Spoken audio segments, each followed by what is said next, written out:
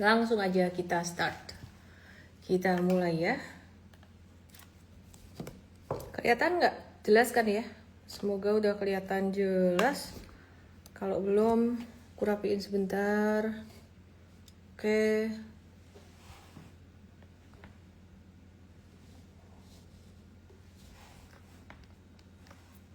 Oke, yang di TokTok di YT ke Igoy aku ya, karena di TokTok dan di YT aku nggak bisa share chart.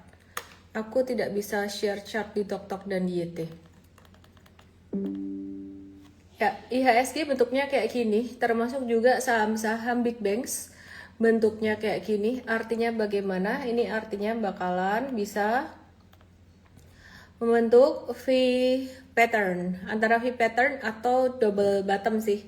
Jadi kalau nggak ada sentimen jelek lagi, ini V pattern aja. Tapi kalau ada sentimen jelek lagi, kayak misalkan S&P downgrade outlook Indonesia, ini IHSG bisa turun lagi. Bisa sampai ke level ya 5.700-an mungkin ya. Jadi sekarang kita wait and see dulu aja. V pattern bukannya satu tanda reversal ya, kita perhatikan di sini. Iya betul, V pattern tanda reversal, tapi V pattern itu kekuatan reversalnya sebenarnya belum terlalu kuat. Sebagai contoh, pada bulan di Februari 2026 kemarin itu juga ada V pattern, tapi ujung-ujungnya dia balik arah dan balik arah ke bawah lagi dan malah breakdown lanjut turun. Nah, terus aku mau kasih contoh lagi ya, V pattern yang terjadi pada Mei 2026 kemarin juga failed, jadinya turun lagi. Jadi kita berhati-hati saat ini meskipun sentimennya udah agak mereda.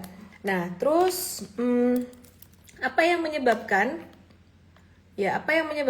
IHSG-nya turun terus, asing outflow, maksudnya sepanjang tahun 2026 ini, meskipun kemarin sudah naik atau sudah memantul dalam jangka pendek ya, kalian bisa perhatikan di Igoy aku, Helmi_official, ini ada chart annual equity net foreign flows di regular market. Ini tahun 2019, tahun 2020 pada saat pandemi itu dalam setahun asing itu jual 61 T dalam setahun di tahun 2020, dan kondisi itu memang kondisi yang merupakan kondisi luar biasa, pandemi 2020. Tapi 2021, 2022 asing balik lagi masuk dan pasar saham Indonesia naik.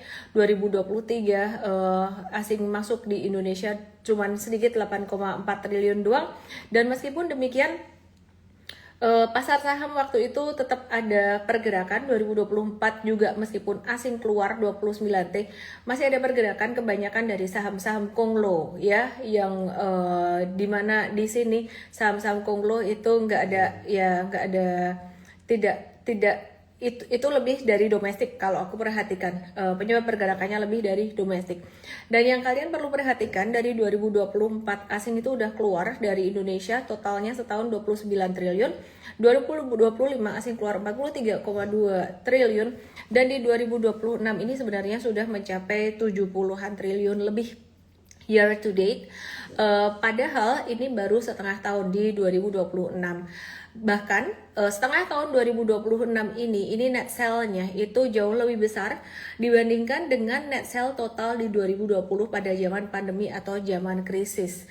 Nah, di sini sebenarnya kita melihat satu tantangan bahwa problem utamanya dari investor asing kenapa mereka keluar dari Indonesia, mereka melihat resiko di Indonesia itu semakin tinggi secara resiko ekonominya semakin tinggi, dan mereka memilih untuk mengamankan mereka punya uang dulu gitu. Asik outflow jadinya keluar dari SBN, keluar dari pasar saham Indonesia, meskipun pas kemarin BI rate sempat dinaikkan, agak balik lagi ke sini. Yang saya ingin summary adalah seperti yang saya bahas beberapa hari kemarin, bahwa kondisi seperti ini belum berakhir ya. Kondisi seperti ini belum berakhir, dan masih ada potensi di mana masih ada potensi di mana S&P atau Standard & Poor bisa mendowngrade outlook Indonesia, bukan mendowngrade rating tapi mendowngrade outlook Indonesia, dan itu bisa membuat asing keluar juga gitu. Nah, bagaimana dengan MSCI yang kita tunggu-tunggu besok memberikan pengumuman, dan itu merupakan satu hal yang besar. Kalau MSCI ini berbicara tentang pengamatan terhadap tata kelola pasar modal atau pasar saham Indonesia, dan ini berbeda dengan lembaga pemeringkat seperti Moody's, S&P, dan juga Fitch yang lebih memperhatikan perekonomian atau makro Indonesia secara keseluruhan. Dua-duanya sedang mengawasi Indonesia, tapi yang satu dari sisi pasar modal, tata kelola, governance, karena dia ngelihat pasar saham Indonesia banyak saham gorengan, istilahnya kayak gitulah, bahasa gampangnya tata kelolanya bagaimana. Nah itu lagi Indonesia lagi berbenah, lagi rapi-rapi, tapi dari review kemarin sepertinya MSCI belum terlalu puas gitu ya, jadi nggak di downgrade ke Frontier, tapi MSCI masih meminta lebih gitu. Nah jadi kalau kita melihat dari kondisi saat ini, kalau kalian nanya apakah IHSG akan membentuk V-shape recovery dan kemudian akan mantul naik, ya kayaknya kok kita sebaiknya berhati-hati dulu, jangan terlalu optimis dulu, karena yang paling kita tunggu-tunggu itu sebenarnya lebih ke selain MSCI ya, yang mengawasi tata kelola bursa kita ya, pasar saham, kita menanti S&P itu masih menjadi tema utama, dan nanti tentang US stock kita juga akan bahas juga ya.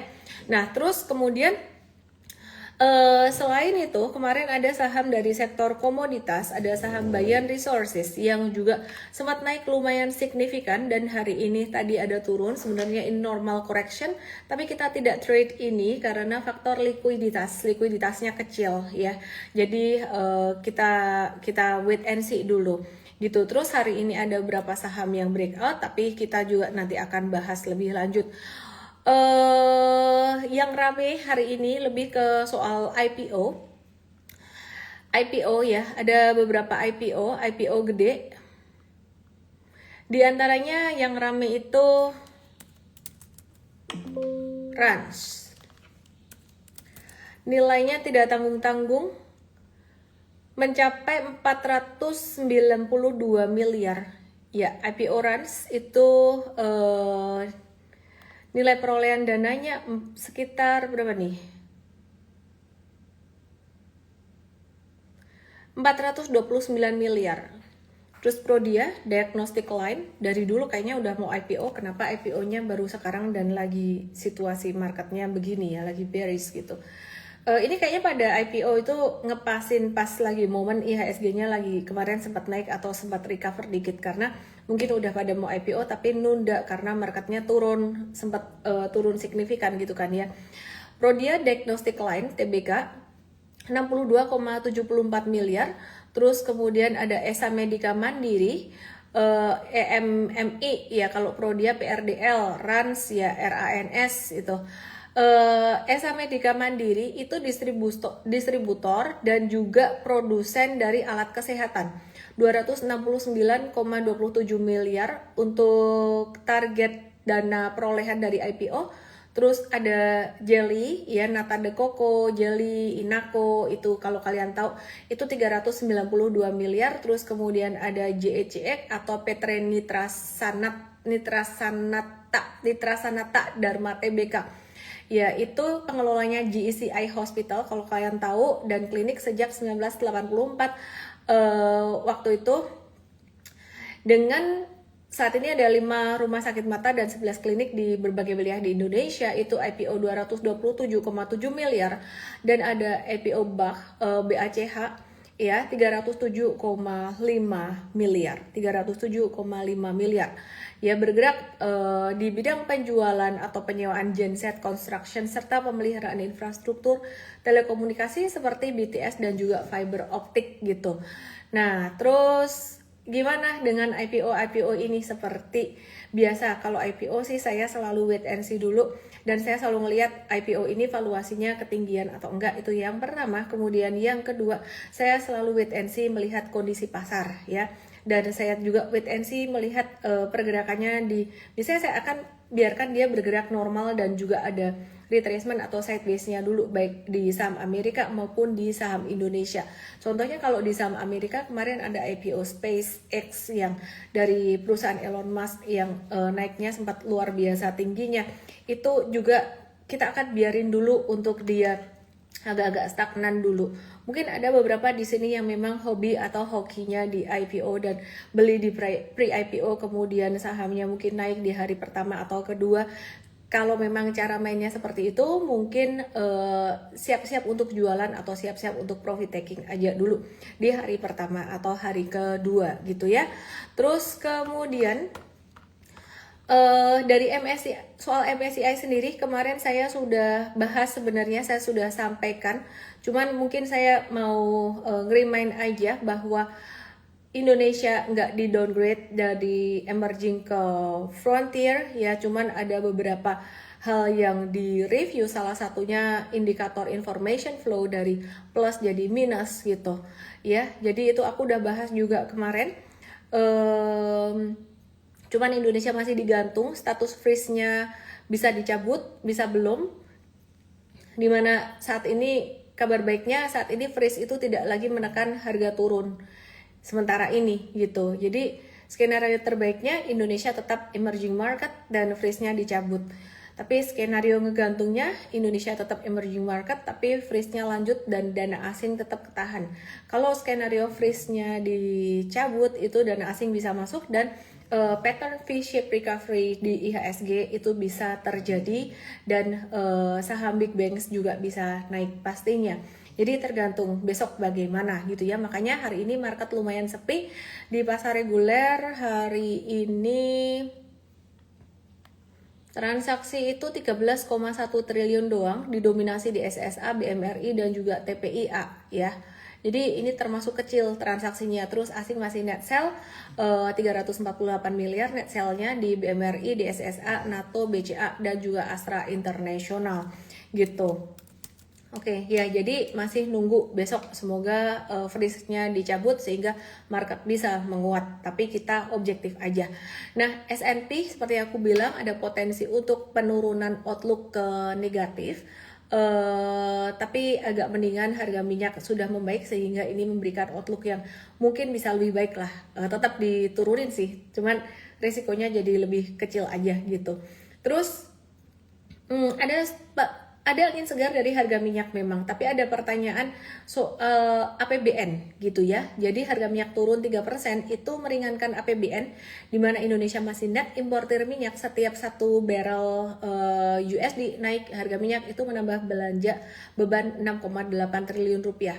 Yang jadi sorotan adalah pemerintah berencana mengintegrasikan AI untuk program prioritas termasuk MBG senilai 15 miliar US dollar atau 267,29 triliun rupiah. Sementara MBG aja udah dialokasikan 335 triliun. Pertanyaannya, 15 miliar US dollar itu adalah belanja APBN yang lama, udah dibudget dari kemarin-kemarin, ataukah ini belanja baru? Jika ini belanja baru, maka jelas akan menambah tekanan belanja atau APBN dan berpotensi memperlebar defisit, kecuali dibiayai dari realokasi atau efisiensi dari pos lain. Nah, harus ada yang dihemat dari pos lain. Jadi ini menambah satu ketidakpastian baru di market terkait dengan kondisi fiskal Indonesia, terkait dengan risiko melebarnya defisit di Indonesia. Ya, nah, soal angka defisit, Pak Purbaya bilang realisasi APBN 2025 direvisi turun ke 2,81 dari sebelumnya 2,92% gitu. Tapi saya nggak tahu juga dapat angka dari mana. Bisa lebih rendah karena belanja terserap di bawah target 95,3%. Sementara pendapatan 91,7%. Maksudnya bisa lebih rendah tuh bisa lebih buruk gitu loh maksudnya gitu. Nah, untuk 2026 aku tuh bingung ya, 2025 bisa direvisi dari sebelumnya 2,92 direvisi 2,81 gitu. 2026 targetnya 2,68 tapi ada wacana melebar jadi 2,9. Ya sudahlah kita doakan yang terbaik saja ya gitu. Oke. Terus skenario stresnya kalau harga minyak 97 US dollar rata-ratanya itu 3,53% defisit APBN terhadap GDP, batasnya 3%-an. Kalau minyaknya 115 rata-rata 115 USD itu bisa 4,06%. Sejauh ini per Mei 2026 defisit baru 0,7% tapi naik 34% dari April dan naik 677% dari Mei 2025 kemarin. Terus Pak Purbaya juga bilang komentar soal defisit Indonesia, bingung kenapa hanya Indonesia yang sering disorot padahal banyak negara yang defisitnya di atas 3% gitu ya. Penjelasannya bagaimana sih? Sebenarnya yang disorot itu bukan sekedar defisit di atas atau di bawah 3%, tapi kredibilitas dari kebijakan fiskal Indonesia. Memang benar banyak negara yang punya defisit di atas 3%, ya. Dan bahkan IMF juga memproyeksikan di 2026 Amerika punya defisit 5,49% dari gross domestic product, India punya defisit 7,16% dari PDB, Jepang punya defisit 3,08% dari PDB. Sementara Indonesia sekitar 2,57% dari PDB, ada angka 2,57, 2,8, 2,9, ada yang memperkirakan 3 lebih kayak gitu ya. Nah, jadi intinya sih banyak yang diperkirakan lebih dari 3%. Jadi secara angka Indonesia tuh memang kelihatan lebih bagus sih dari beberapa banyak negara besar. Tapi bedanya Indonesia juga punya aturan hukum sendiri. Defisit kumulatif APBN dan APBD dibatasi maksimal 3% dari PDB. Jadi zaman dulu Menteri Keuangan siapa ya? Zaman Pak Budiono, Pak SBY kalau nggak salah. Dan pinjaman pemerintah pusat atau daerah itu maksimal 60% dari PDB. Jadi kalau Indonesia mendekati atau berpotensi melewati 3%, market itu melihatnya sebagai resiko terhadap fiscal rule yang selama ini dijaga disiplin, jadi anchor atau jadi jangkar kepercayaan investor itu dilanggar gitu loh. Jadi melihat ada satu resiko di sini. Apalagi sudah beli SBN pakai dari BI, ada sempat beli, dan dari BSF juga gitu ya. Oke, terus kemudian selain itu ya, Indonesia tuh emerging market, bukan seperti Amerika atau Jepang ya. Jadi Indonesia tuh negara berkembang, bukan seperti Amerika atau Jepang. Negara seperti Amerika itu punya dolar sebagai mata uang cadangan global dan pasar obligasi yang sangat besar, sangat dalam gitu ya. Nah, sedangkan Jepang tuh punya basis investor domestik besar. Indonesia lebih sensitif terhadap arus modal asing, rupiah, yield SBN, dan rating kredit gitu. Karena itu defisit yang terlihat kecil di Indonesia ini bisa dianggap lebih sensitif oleh investor global dibandingkan dengan defisit besar di negara maju gitu ya. Nah, konteks terbarunya Fitch itu menurunkan outlook Indonesia ke negatif. Itu bukan cuman masalah defisit fiskal aja, tapi lebih ke policy credibility. Demikian pula Moody's. Bisa juga nanti dari S&P Standard & Poor's bisa menurunkan outlook Indonesia. Itu bukan hanya karena resiko fiskal saja ya, tapi sebentar ya. Ini apaan sih?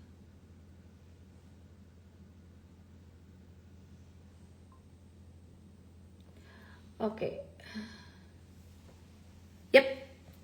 Ya, jadi bukan hanya dari resiko fiskal saja, tapi lebih ngelihat ke ngelihat ke kebijakan. Kalau ada banyak ketidakpastian, perubahan kebijakan yang baru gitu ya, pasti banyak yang menanti atau wait and see dulu gitu ya, gitu. Terus kemudian seperti contohnya ada perubahan lagi, pemerintah menyetujui RKAB atau Rencana Kerja dan Anggaran Biaya Batu Bara di atas 600 juta ton atau di di 2026 ini atau ada relaksasi terukur ya. Jadi ada relaksasi terukur gitu.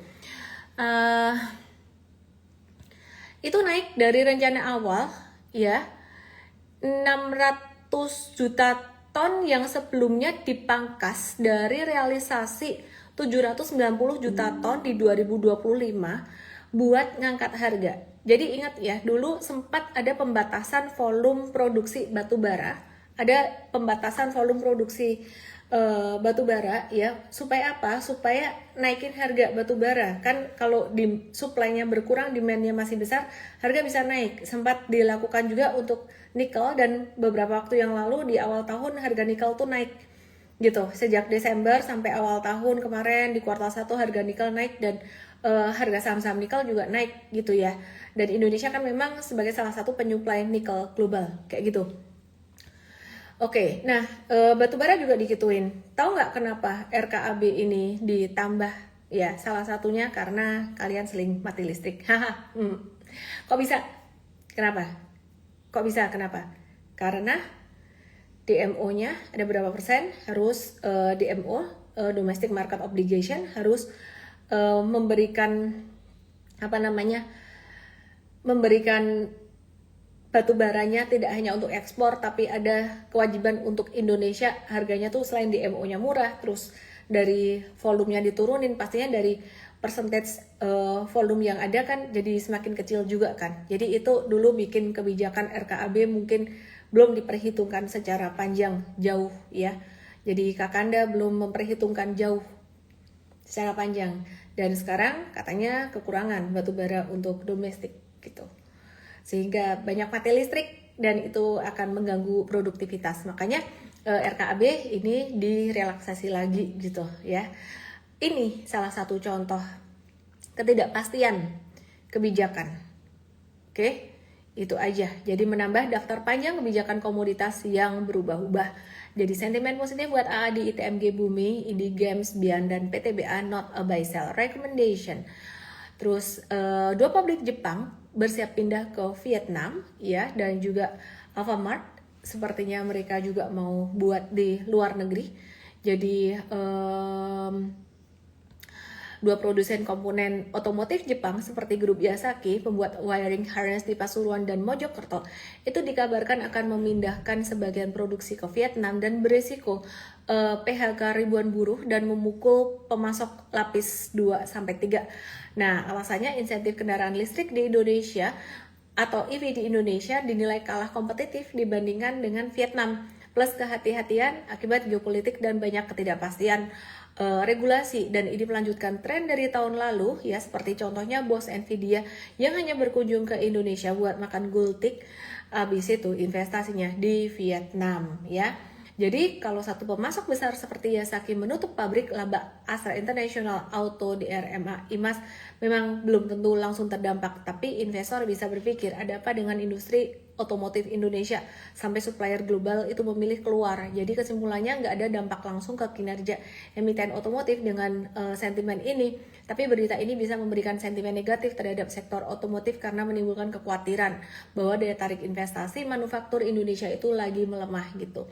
Terus China lagi ngebut AI, penetrasinya AI lebih dari 90% di ekonominya pada 2030.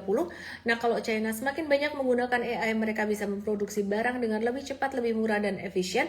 Ini persaingan dengan Indonesia menjadi sangat luar biasa sekali, persaingan kita dengan China, dan industri dalam negeri juga harus mesti lebih dilindungi, dan seller-seller online ya mesti lebih dilindungi. Jadi kalau meskipun target adopsi AI 90% di China pada 2030 dinilai terlalu tinggi, perkiraan yang lebih realistis dari Goldman Sachs masih berada di sekitar 30%-an. Jadi Goldman perkirakan 30%, tapi China target 90% di 2030.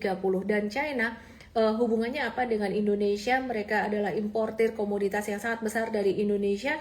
Salah satunya adalah batu bara sebagai salah satu sumber energi. Tapi teman-teman perlu ketahui bahwa mereka sudah mengembangkan sumber energi lain, terutama sumber energi surya yang nilainya semakin hari untuk energi baru terbarukan jauh semakin besar, dan juga impor batu bara dari tahun ke tahun itu secara percentage dibandingkan dengan kebutuhan yang mereka bisa supply dari EBT itu impor dari luar secara percentage dibandingkan dengan mereka bisa bisa supply sendiri dari energi baru terbarukan, batu baranya lebih turun dan impornya dari negara lain lebih turun biar nggak ketergantungan, dan dari EBT-nya mereka lebih naik gitu. Nah, untuk saham Big Banks bagaimana kabarnya? Ada kabar dari BBNI dan labanya naik 7% ya, cuman ada beberapa hal signal yang perlu dicermati dari BBNI. Laba bersihnya memang naik 7,06%, yaitu di angka 9,05 triliun rupiah. BMRI laba bersihnya naik 19% secara tahunan 23,3 triliun rupiah. Pendapatan bunga BBNI naik 15% secara tahunan, BMRI naik 10% secara tahunan, dan pertumbuhan kreditnya naik 21% secara tahunan. Si BBNI melampaui guidance-nya 8-10%. Perhatikan ya, jadi BBNI ini pertumbuhan kreditnya 21%, sangat tinggi sekali ya. Labanya atau NIM-nya dia turun dari 3,8 jadi 3,5%, itu menunjukkan satu signal profitability turun. Struktur dananya kasanya naik 71,1%, jadi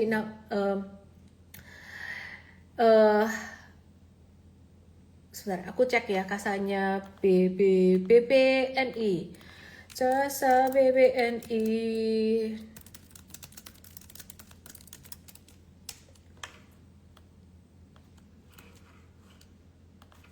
Sabar, cek dulu angkanya aneh soalnya.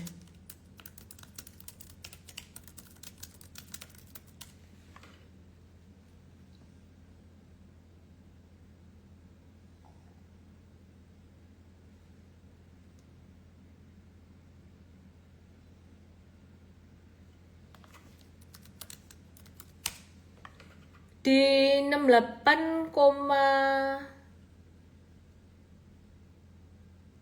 kuartal 1 2026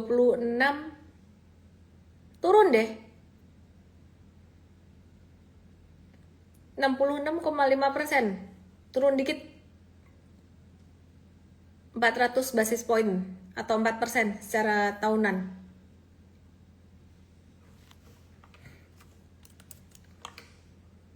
Artinya apa?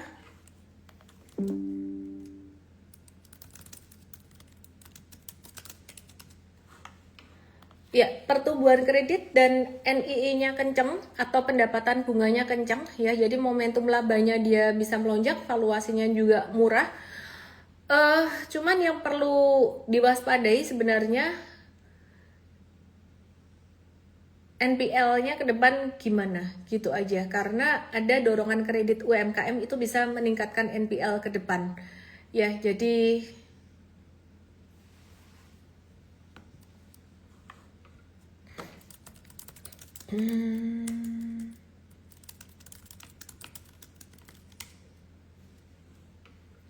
oke. Terus aku mau bahas saham Raja. Hari ini breakout. Dia mau bagi dividen. Hari ini breakout guys. Dia mau bagi dividen. Breakoutnya sih nggak sampai yang kuat banget gimana. Dia bisa mantul sampai 4570 aja dalam jangka pendek.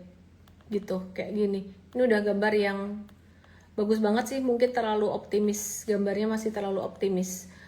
Potensi yieldnya kecil 0,96% aja. Terus aku mau bahas saham ESA, dividennya naik tajam ya, dan pabrik amoniaknya kembali beroperasi.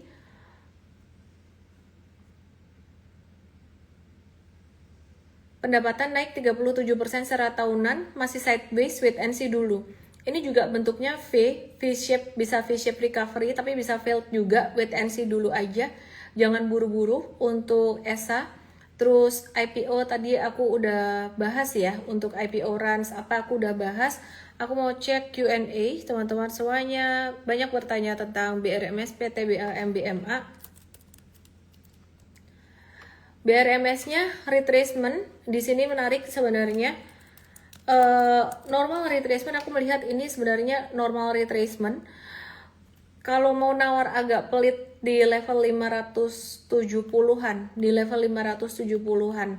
Tapi di 600 ini juga udah diskon lumayan sih. Cuman kondisi market seperti ini kalau mau nawar agak pelit juga boleh juga. Nggak dapat barang ya nggak usah buru-buru gitu ya. Jadi BRMS di 570 itu support yang menarik. Terus kemudian ini ditanya tentang PTBA dan MBMA yang di tok-tok yang di YT. Langsung ke Igoy aku aja untuk lihat apa yang aku bahas saat ini. PTBA ini turun banget gara-gara dia ex-debt dividend dan kita justru malah nge-watch ini. Semakin turun semakin bagus buat PTBA ini karena dia yang enggak terlalu terdampak negatif jika ada kebijakan dari pemerintah, dan justru dengan adanya DMO dan juga RKAB yang dinaikin lagi, direlaksasi, itu dia justru malah dapat sentimen positif gitu ya.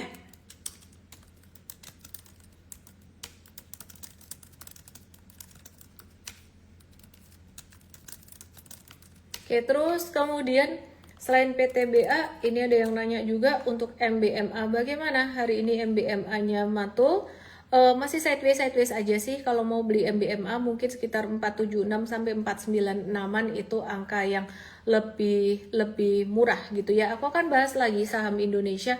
Nanti aku akan bahas AADI, Raja tadi udah aku bahas, Ratu, TPIA, BRPT, dan Bufa menjawab pertanyaan Ahmad. Aku akan menjawab pertanyaan dia. Tapi sebentar, aku mau ke US stocks dulu.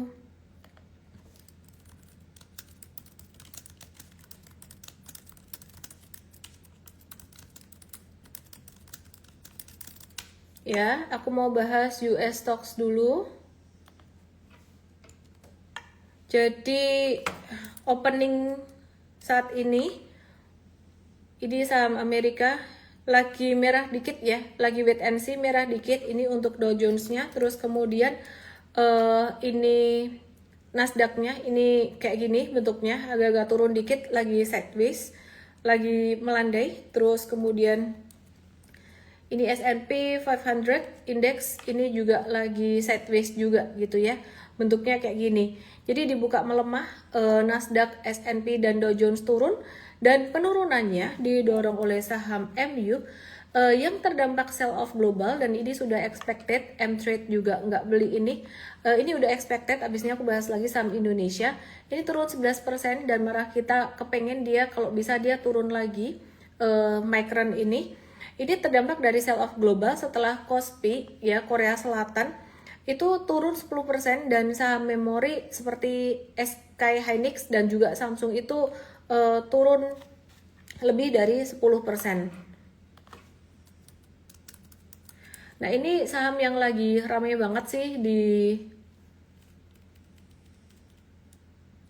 bursa Korea ya. Di bursa Korea ini lagi ramai banget.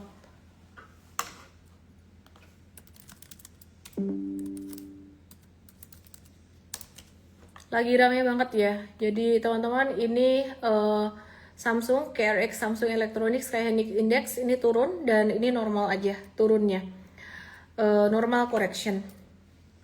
Terus saham AI lain juga melemah, termasuk SanDisk, dan ini sangat normal sekali. Kita sangat expect koreksi, sangat expect sekali. Ini saham Sky Hynix tuh kodenya 000660 di Korea, ini turun, dan kita masih expect dia turun kalau bisa sampai 22 di sini ya. Jadi kita juga melihat saham dari sektor AI di Amerika, ini SanDisk turun. Kita lagi nunggu retracement sekitar 1585-an. Terus kemudian ada saham AI lain, Seagate Technology Holdings, itu juga turun. Dan kita expect for more corrections. Agak pelit sih memang kita nawarnya sekitar 841. Meskipun kalau di situ sebenarnya uptrendnya udah agak patah, tapi ya kita mau nawar pelit. Kemudian WDC ya, cara supaya tidak terjebak bubble, bagaimana caranya ya, nunggu nawar pelit gitu. Nawar pelitnya gimana? Ya nawar pelit ke support yang di bawahnya gitu. Jadi kayak WDC ini kita nunggu koreksinya. sampai sekitaran 607 atau 594 di sini gitu. Kita akan watch ini WDC 594-an. Oke, terus kemudian AMD itu juga turun 6%-an, punya Lisa Su, sepupu Jensen Huang, sampai potensi bisa ke 451. Terus Qualcomm ini juga turun 8%-an, and that's normal, totally normal, bisa membentuk head and shoulders, dan kita lagi nunggu Qualcomm di area retracement 182.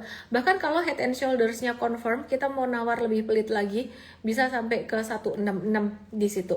Jadi kita nggak buru-buru untuk trading US stocks-nya, semakin nawar pelit semakin bagus. Habis ini saya akan saham Indonesia lagi, Nvidia, saya akan bersihkan chart ini, gambar Nvidia. Kalau mau beli Nvidia itu nunggu diskon di level 196, kayaknya bisa dikasih. Ini dekat lagi karena bahkan 195 bisa dikasih Nvidia. Oke, terus kemudian ada beberapa saham yang masuk ke watchlist Mtrade US, salah satunya adalah saya spill 1 atau 2 aja dari watchlist kita.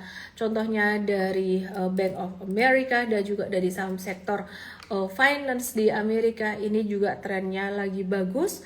Ya, trennya lagi bagus dan kita lagi nunggu koreksi pelitnya gitu ya. Contohnya di sini Citigroup kita juga nunggu koreksi pelitnya sekitaran level 133,65 ya. Jadi untuk saham Amerika saat ini lagi potensi the Fed hawkish dan ada potensi menahan atau menaikkan suku bunga dengan inflasi yang potensi naik gitu ya. Oke, terus kemudian aku mau bahas untuk saham yang kalian tanyakan di Indonesia, ada AADI, Raja Ratu, TPIA. Nah, Raja tadi saya sudah bahas, jadi aku mau bahas AADI. Saya mau bahas AADI ya. Jadi AADI di sini teman-teman lagi retrace aja sideways, dan AADI itu sebenarnya kalau bisa kena 7775 atau di bawah itu buat investing itu juga menarik. Sementara ini Mtrade juga ada watch untuk trading ya. Jadi kita watch kok kayaknya sentimen negatif dari sektor komoditas ini udah pada habis gitu ya. Terus kemudian LSIP juga kemarin breakout, tapi kita nggak buy dulu karena kita mau wait and see sentimen dari MSCI dan juga dari S&P yang ada potensi kalau S&P bakalan bisa downgrade outlook ya, sedangkan MSCI memperhatikan tata kelola pasar saham Indonesia gitu.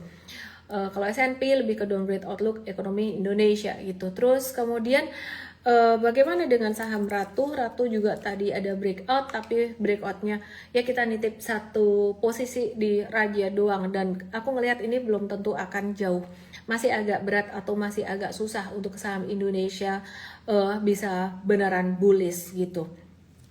Balik lagi ke US stocks, untuk saham memori AI seperti contohnya Broadcom atau Avgo, ini layak banget ditunggu koreksi atau ditunggu turunnya. Kami dengan sabar menunggu di level 355. Jadi kalau ada saham AI yang lagi koreksi seperti ini, justru malah kita sangat nantikan sekali gitu ya. Jadi nggak perlu takut bubble, asal belinya jangan di atas dan pastinya dengan money management yang sudah kita set dari awal dengan metode dari super trader. Teman-teman yang mau belajar US stocks, ketik start US, atau kalau mau bergabung ke Mtrade Start US, teman-teman dapat saham-sahamnya juga. Di sini mesti nonton kelasnya, nonton educationnya, akademinya. Malam ini aku kasih kode promo untuk yang mau bergabung dengan Mtrade Start US dan Mtrade Start ID, kodenya EMTUS, EMTID, EMTUS, EMTID. Just DM aku di Goi hanya sampai malam hari ini jam 12 malam aja itu ya. Oke, aku akan balik ke saham Indonesia setelah aku bahas Amazon. Ya, jadi setelah bahas Amazon akan balik ke saham Indonesia. Amazon ini bagus ya, koreksi, kalau ada koreksi kita lagi menunggu sampai level 220-an. Kita lagi nunggu sampai level 220-an. Terus kemudian saham Alphabet yang kemarin ada koreksi malah kita dapat di area best price kita, area retracement kita. Kita mau trading dalam jangka pendek. Kemudian ada saham Palantir yang ini juga Pada masa era AI ini sangat menarik sekali. Hari ini memang dia turun, kemarin turun merah, ini hampir kena stop loss. Tapi kalau buat long term investing masih sangat menarik gitu ya. Terus kemudian disclaimer pastinya ada risiko juga di sini.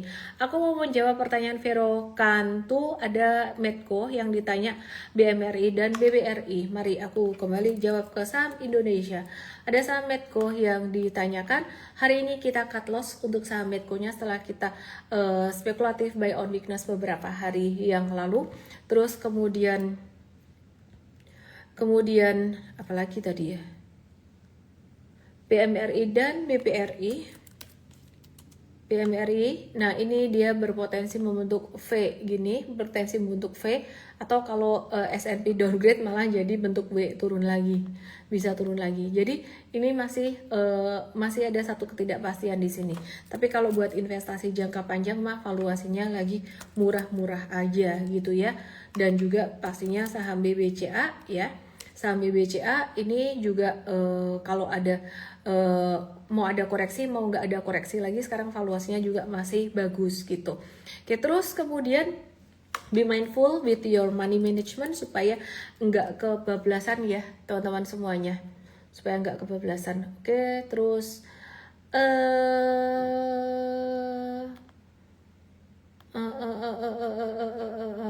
apa lagi ya?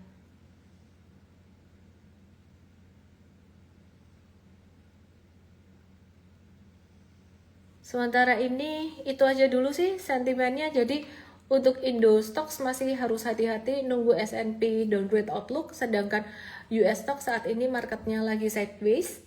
Diskon pada saham-saham AI dan semikonduktor menjadi kesempatan buat kita untuk buy on weakness, tapi jangan asal beli, kita lagi masih nawar. Dan beberapa hari terakhir yang breakout itu saham-saham dari sektor finance, dan kita lagi nunggu diskonnya juga gitu ya, lagi nawar juga, intinya nawar pelit gitu. Yaudah gitu aja teman-teman semuanya, see you tomorrow di morning briefing M-Trade. Semoga yang saya bagikan semuanya bisa bermanfaat, dan jangan lupa Sabtu ini ada webinar M-Start, bagaimana cara investasi jangka panjang terutama pada saham-saham yang sangat terdiskon sekali seperti di Indonesia saat ini, dengan tema Buffett Secrets, Investing Beyond Crashes. Judulnya sama, tapi isi webinarnya ini baru. Ya, semoga bisa bermanfaat. Yang mau daftar, caranya gimana? DM saya aja, Start US. Di Igoy aku kasih linknya, ini biar bisa tap MVest Start. Start US, Start ID, MVest .id _ LIVE. Investor IPO macam-macam di Indonesia, hati-hati ya, kondisi marketnya masih lagi begini. Jadi kalau naik jangka pendek doang, mau lihat arah. Oke, dada yang di YT, dada yang di TokTok, langsung aja ke Igoy buat pencet tombol merahnya di sini buat ikut webinar Investor EMVEST .id _ LIVE, atau just tap tombol merah di Igoy live aku. Igoy aku Ellen May _official. Baik. Lihat arah. Info. Lihat arah atau info? Info. Bonusin ya.